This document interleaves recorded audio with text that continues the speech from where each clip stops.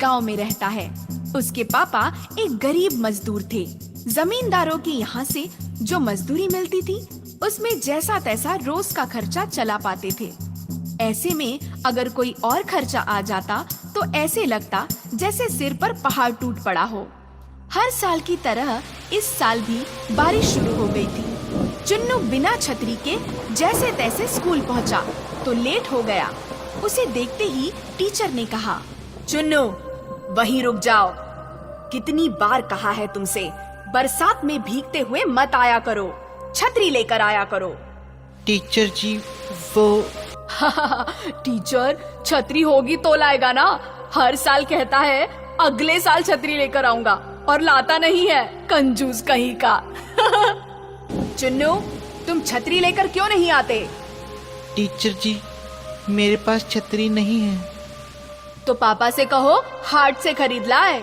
ये देखो, ये देख, मेरे बापू ने ये छतरी लेकर दी है। देखो चुन्नू, मैं तुम्हें इस तरह भीगा हुआ क्लास में बैठने नहीं दे सकती।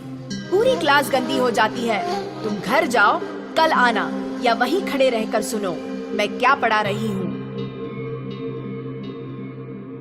और चुन्नू पूरे दिन उसी दरवाजे के पास तो कभी खिड़की के पास खड़ा टीचर को देखता रहा। वो क्या पढ़ा रही थी सुनता रहा। दूसरे दिन उसने सोचा बारिश शुरू होने से पहले ही वो स्कूल चला जाएगा, मगर जैसे ही वो निकलने लगा अचानक बारिश शुरू हो गई। अरे बारिश तो जोरों से शुरू हो गई।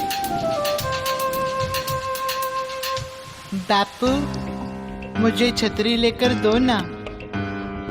लेकर दूंगा बेटा, जल्दी ही लेकर दूंगा। हर साल आप यही कहते हो, फिर मेरा बेटा पूरे साल बारिश से बच बच कर जाता है, पढ़ता है, और फिर दूसरे साल वही समस्या। क्या करूं फुलवा, पूरे साल तो मेहनत करता हूँ पर इतना कमा ही नहीं पाता कि 2 वक्त की रोटी के सिवा भी कुछ जुटा सकूं। माफ करना चुन्नू बेटा, मैं तेरे लिए एक छोटी सी छतरी भी नहीं ले पा रहा। दुखी मत होइए बापू, मैं चला जाऊंगा। अरे कैसे चला जाएगा? बारिश। माँ मैं पेड़ के नीचे नीचे से होता हुआ बचता बचता स्कूल तक पहुँच जाऊंगा। बाय अम्मा बापू। अरे लेकिन चुन्नू बारिश से बचता हुआ भागकर एक पेड़ के नीचे पहुंचता है। कुछ देर वेट करता है, मगर बारिश है कि थमने का नाम ही नहीं ले रही। वो कुछ देर ऊपर की तरफ देखता है। आसमान पूरी तरह काला है। ओह बादल तो बहुत घिरे हुए हैं। लगता है आज स्कूल में बहुत लेट हो जाऊंगा। मुझे चलना चाहिए।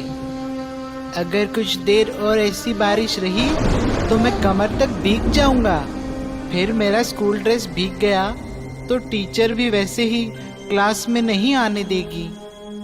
क्या करूं? क्या करूं? उसे पेड़ पर चढ़े हुए काफी वक्त गुजर गया है। उसे भूख लगती है। वो अपना पेट पकड़ता है। उसे जोरों की भूख लग जाती है। सोचता है पता नहीं कब बारिश बंद हो, क्यों ना तब तक अपने स्कूल का टिफिन खा लूं। और वो अपने स्कूल बैग से अपना टिफिन निकालता है। उसमें रोटी और बुक्का किया हुआ प्याज है। तभी उसे पानी में नीचे छप छप की आवाज आती है। वो देखता है तो एक साधु चलता हुआ उसी पेड़ के नीचे आकर रुक जाता है। चुन्नू उसे देखता है, फिर अपने भूख का एहसास करके रोटी प्याज के साथ खाने लगता है। साधु उसे खाता हुआ देखता है। चुन्नू दूसरा निवाला खाता है तो देखता है साधु उसे खाता हुआ देख रहा है। वो तीसरा निवाला खाता है, तब भी साधु उसे देख रहा है। साधु उसे देख रहा है, ये देख चुन्नू कहता है, बाबा खाओगे? 2 निवाले खिला दोगे तो भला हो जाएगा बच्चा। आज वर्षा की वजह से भिक्षा नहीं मिल पाई है। 2 निवाले क्या बाबा? 2 रोटी खा सकते हो, पर रोटी के साथ सब्जी नहीं है, सिर्फ मुक्का मारा हुआ प्याज है। जब भूख लगी हो तो हर खाना पंच पकवान लगता है बच्चे। लीजिए। किंतु तुम इस वृक्ष पर क्यों बैठे हो बच्चे? स्कूल जा रहा था बाबा। बारिश तेज हो रही है। पेड़ के घने पत्तों में बचने के लिए यहाँ बैठ गया। छाता नहीं है तुम्हारे पास? नहीं बाबा, बापू से कहा था लेकर दे दो। वो थोड़ा लेकर दे देंगे। ये लो बच्चा, मेरे पास एक छाता है, तुम ले लो। कमाल है बाबा, छाता होते हुए भी आप बारिश में भीगते हुए आए। हम साधुओं को छाते की क्या जरूरत? हम साधुओं को छाते का क्या काम? ठंडी, गर्मी, बारिश, कुछ भी हो, हम तो कुदरत के हर रूप का आनंद लेते हैं। वाह, आत्मा तृप्त हो गई बच्चा। जाओ, खुश रहो। कहता हुआ साधु वहाँ से चला जाता है। उसके जाने के बाद चुन्नू भी पेड़ से उतरता है और छतरी खोलता हुआ स्कूल पहुँच जाता है। स्कूल में सभी उसे इतनी बढ़िया छतरी लिए आया देख चौंक जाते हैं। अरे चुन्नू, आज छतरी होकर भी तुम लेट हो गए। अब तो स्कूल छूटने का टाइम हो गया है। कल से लेट नहीं होऊंगा टीचर जी। अभी अभी छतरी मिली है मुझे। जरूर कहीं से चुराया होगा गप्पू।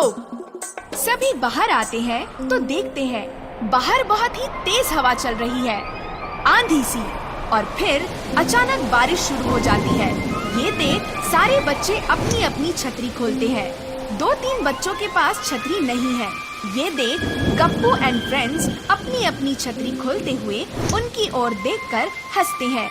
तभी चुन्नू आता हुआ अपनी छतरी खोलता है और उन 2-3 बच्चों से कहता है, आ जाओ, तुम तीनों भी आ जाओ।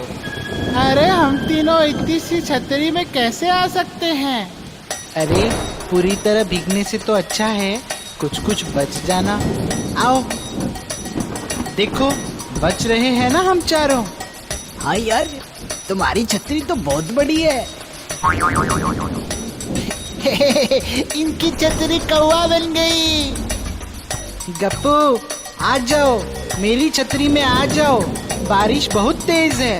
नहीं, मैं आऊंगा तुम्हारी छतरी में। तुम्हारी छतरी में। ए हटो, उसने मुझे बुलाया था।